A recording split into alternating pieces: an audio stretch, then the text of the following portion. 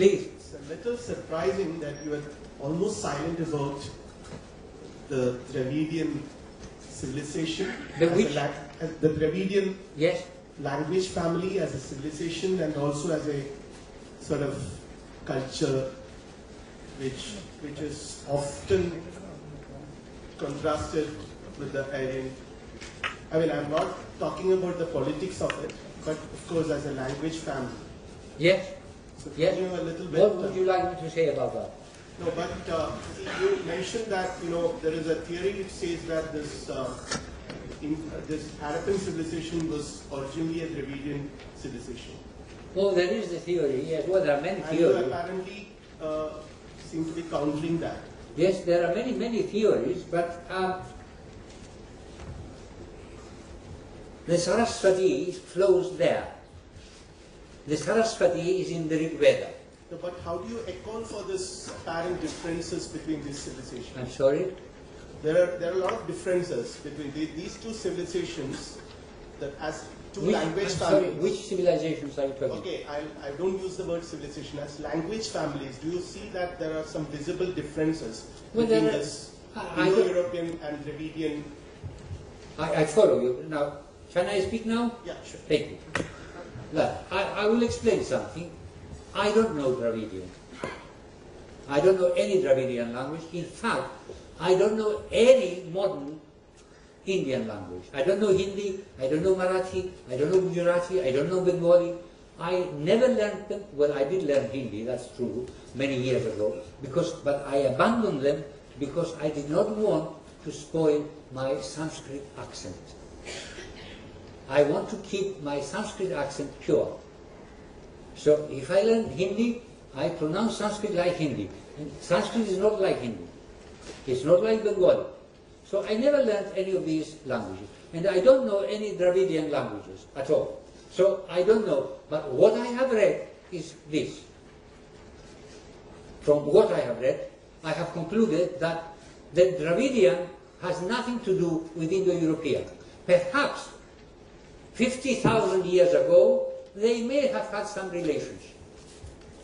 But now, it's very difficult to see a genetic relationship between the two. Obviously, Sanskrit has borrowed some words from Dravidian. Equally obviously, Dravidian have borrowed some words from Sanskrit. Beyond that, I don't know.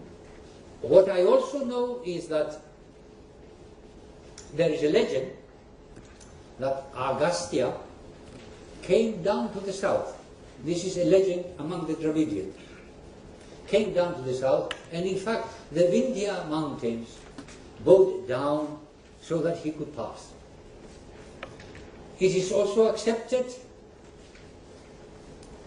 that in the Dravidian culture itself, that they have borrowed many forms from the Vedic literature. Yes?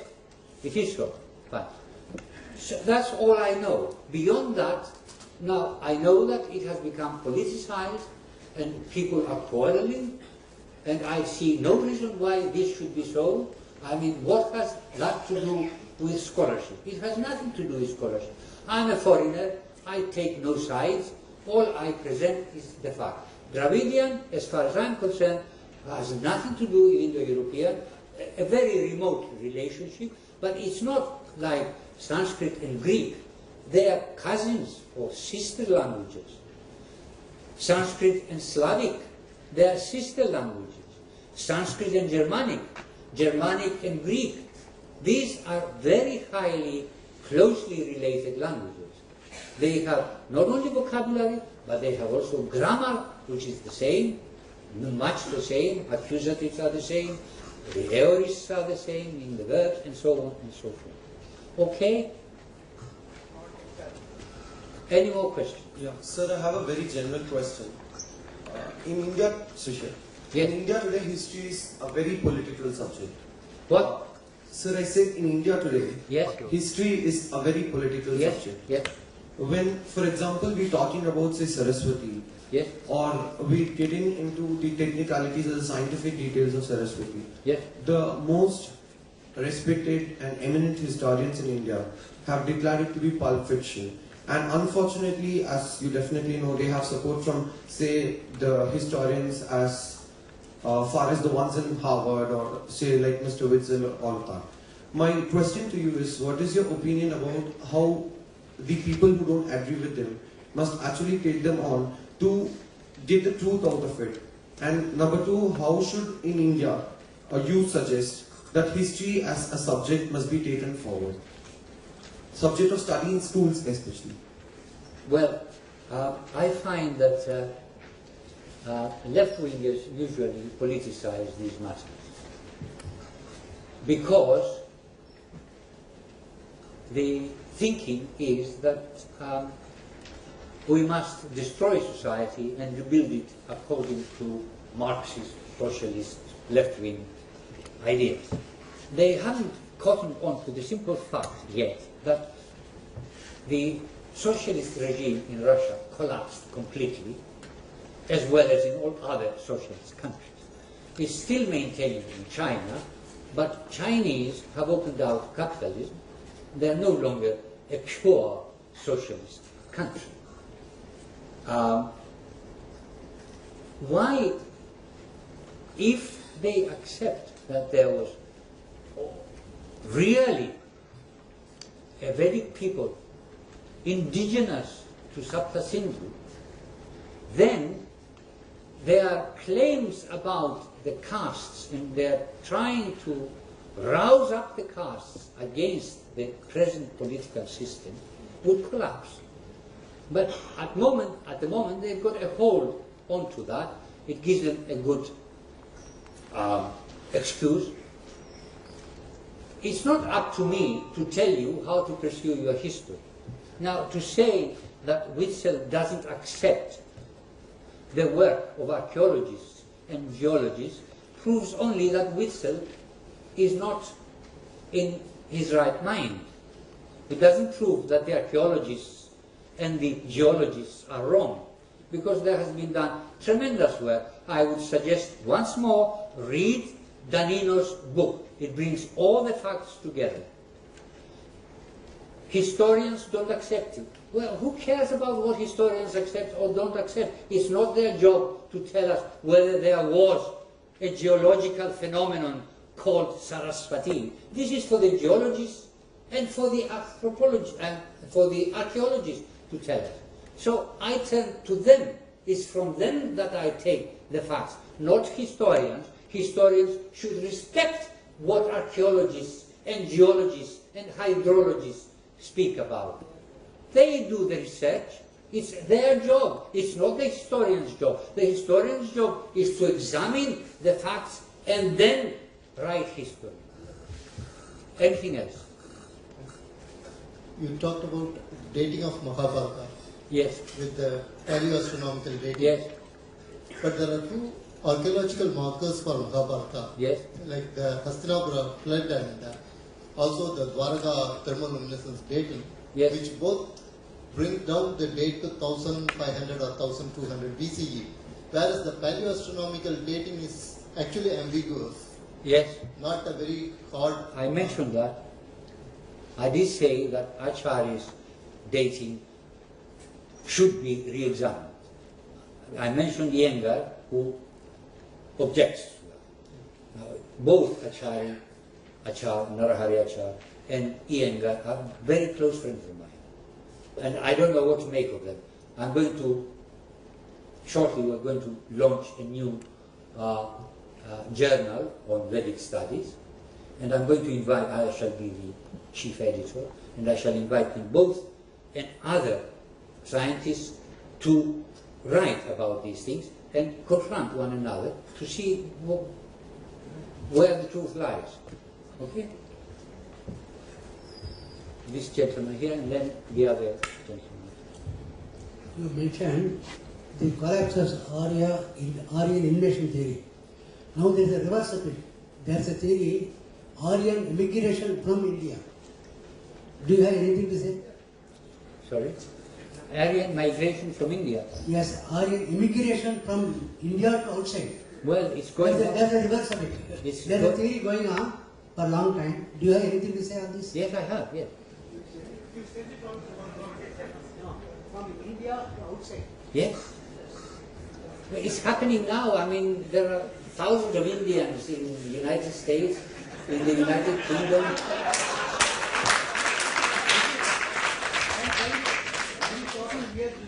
Yes, okay.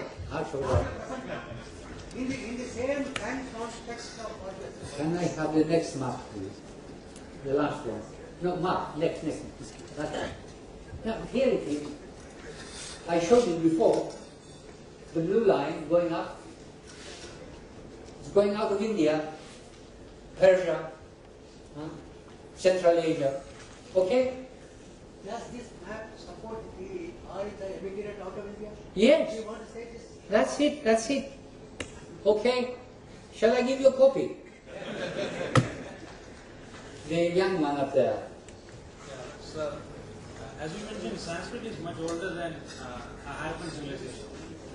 So Yes. why then Harappan people didn't use Sanskrit? Instead, they use the Harappan language, which is not yet deciphered, as I know. Okay. A moot point. We don't know what Harappan people, what language they used. They have some seals with very few symbols. And it's very difficult to decipher when you have very few symbols. In Greece, I'll give you an example. I know I have my friend here, my beloved Kalyanji, and he has made an effort to decipher it, but there are many others who have made efforts to decipher it. Now in Greece, many in the last century, they discovered two different writings. The one was called Linear A, and it was a very short piece of writing, a disc with symbols on it, and the other was called Linear B. Now, some scholars examined them. Eventually, because Linear B had many texts, they were able to decipher it. And they found that it was a very old form of Greek, very Indo-European. Linear A still remains undeciphered. It's a disc, it's called a, what? The Faustus disc in Crete, in the island of Crete. I have seen it with my own eyes, lovely and so on, but a mystery. Because it's very little. There isn't enough material there to bite. So it's the same with Harappan. We don't know what language they spoke. I mean, some say they spoke many languages.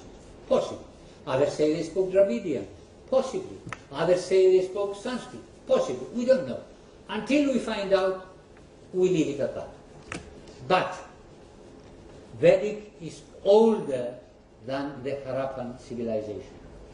The Rig Veda is older than the Harappan civilization. And I thought I demonstrated it before. It doesn't know Ishtaka, the building material of the Harappan civilization. If it was after that, or if it was contemporary, it would have mentioned at least once, as Yajurveda does, as the Brahmanas do. Do you follow? Okay. Sir, I will allow one more question, then we must pass on to somebody else. Yes. when you think that Sanskrit is such a quite perfect language, why did Harappans go for another language? Or is it that the Harappans use the Sanskrit in a different script? We don't know what the Harappans spoke. How many times must I say that? Oh yeah.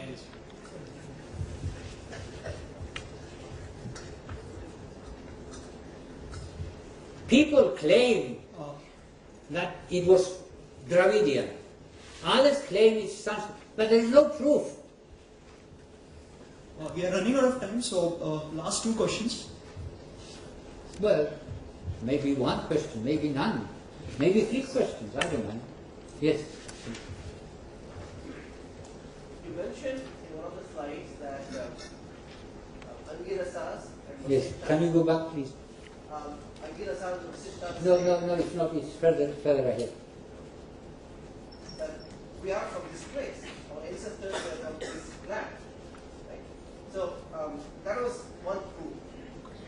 And and the other proof against Aryan Invasion Theory is that nowhere else is this mentioned that we came from somewhere else. So these two are in favor Yes. of the indigenous. Yes. But then the last slide you said there was a migration out from India. Yes. I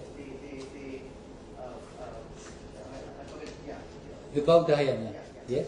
No, not the BUDDH. In the last slide, people are going from India proper to Iran and Yes. so forth westwards. Yes. Is there a proof for that? Sorry. Is there any proof for that? What kind of proof? A similar kind of proof. BUDDH says so. That they Then, if I may say so, I mean, if you're a linguist like me, you're not a linguist, but if you were a linguist like me, and you did the same sort of research, you will find out that Avestan is younger than the Rig Veda, which means that there was a movement away, linguistically. Okay, now what we need now is to see whether archaeology also can support this movement. Now, there is a man in Delhi, he promised me he'll look into it. He works in this area, Afghanistan. Okay? Thank you very much. Please, can you give the...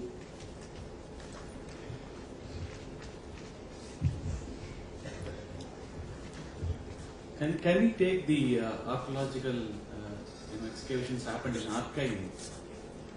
ARKHAIN. I saw a video about it. Arkain in somewhere in Russia, and the temples or the Vishnu idol found in Russia. The news came a couple of years back. There was a temple excavated in Russia. I'm sorry, I'm not aware of this. Where is this published? I can send. Would you kindly, please? I can. Yes. So, can we say? I'm able to link that. They in that Arkain video they were saying that these structures were there, and from here only the people would have gone to India. So they were supporting the AET. Yes. So from your slides, I could say that maybe it could be other way. It could be so, other way. It could be other way. And number two, as the Vishnu idol has been found in Russia, so the civilization would have gone, like the migration would have gone from here to there, yes. and then they could have established. Yes, yes, absolutely. Why not? I think, you see, if for centuries, decades, 2 centuries, historians, archaeologists think of Aryan invasion, Aryan immigration, well, they interpret the facts like that. And anything that goes against it, they push aside. We don't look at that.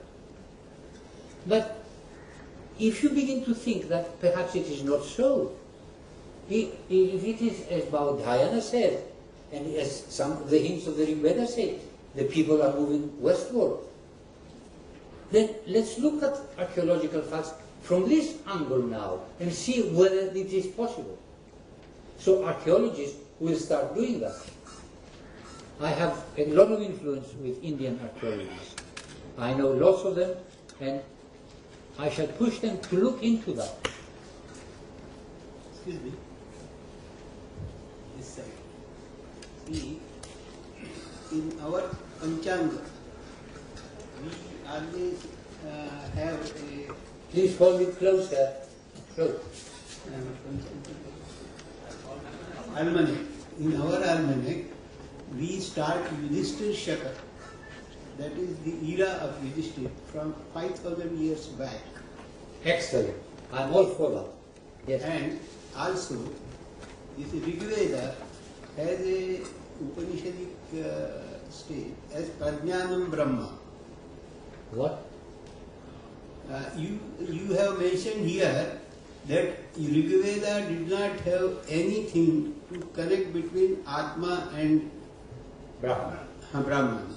But in Rigvedic this thing, we have Prajnanam Brahma. Not in Rigveda. Yes, in Rigveda. There are 4 this thing for each Veda. There are 4 statements saying this that is Prajnanam Brahma is in Prajnanam Brahma is with Rigveda. Not in Rigveda, it's one of the Upanishads. But that is what I am telling you. It is one of the Upanishads. But they are not in Rigveda. But there are, it is said as from Rigveda. Please. Then also there are Upanishads connected to Rigveda. Well, there are Upanishads connected to Rigveda, but these are later compilations. Most of the Upanishads are telling about connection between Atma and... I take your point. Thank you very much. But it is not correct. I would like to tell you that kindly look into this. I have looked into it. For years I am looking into it. Now I have got Professor Dash here who will support me, and I have a lady further back who also supports me. So I suggest, perhaps with the help of Professor Dash, you can look into it. Good. Sir, I have a very quick question. Yes. Your date seemed to suggest place Rigveda somewhere around 3500 to 4000 BCE, yes, or earlier. I would put Rigveda before 4000. Okay. Yeah. Right around that time, there was a thriving. There was a thriving civilization in Egypt, and there is massive archaeological evidence. It's later. There's some structures that are dated to earlier than. I know there is controversy around that, but the fact that people were living and in some urbanized fashion. Okay, finish. My only question is, are there any cross-references, or is it even appropriate to look for cross-references? Egyptian civilization as such begins just after 3000. There are no structures in Egypt before that.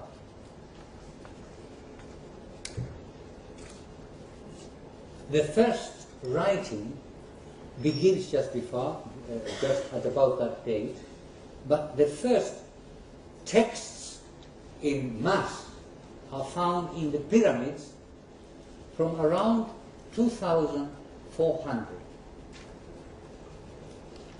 If you examine the writings, those writings, and compare them to the Vedic writings, you will find certain common elements. I have myself written a paper comparing the two and showing these common elements. There is only one snag.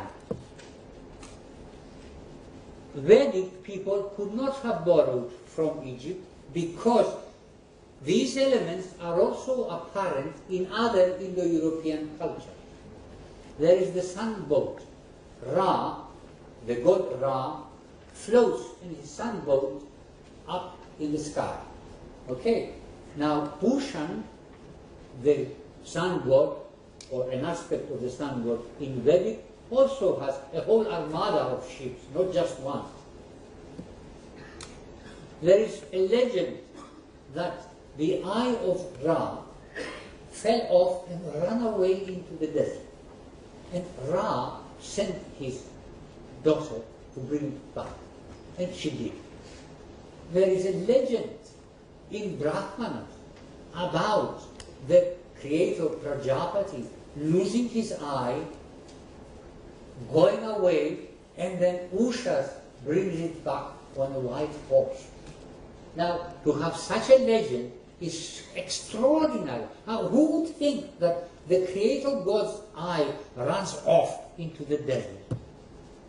Now, obviously there must be similarity, but Vedic is much older than Egyptian.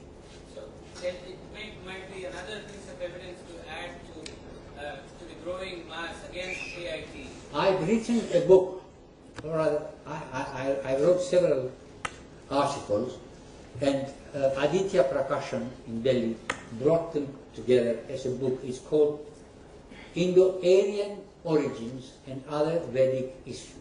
I deal with all these matters. I deal with Mesopotamia. I deal with Aryan Invasion Theory extensively. I deal with Samudra, I deal with Pur, and so on. So, get a copy from the library, please, and consult it. As we are running out of time, we'll have one last question. One last question, right. Sure. People can buy it. There are some books. This is the book. So those who are interested and are really will be ill if they don't have it, can get it from outside. Sir, I'd like to get to the fundamental objective of this Aryan Invasion Theory and then put forward this question to you. From what I understand, the AIT was introduced to play around with the Indian politics at that time by the British. To that length, if you look at Indian languages, they have consonants and vowels. They have a, I, E, U, and consonants. That's exactly how Sanskrit and Hindi, for that matter, and everything else is organized. From that perspective, all Indian languages are unique from having, in having consonants and vowels separated, and they combine to form words. Well, it happens in all languages. Yeah. So, however, with the other languages, 54 letters in Sanskrit. I would like to understand, from that perspective, would we be able to get some evidence to prove that Sanskrit and Tamil are indigenous to India? What is your view? No, I don't think so. I don't think so. You can argue linguistically, but it will not be on the simple alphabet, on the Akshar Samamnaya. No, that will not prove anything.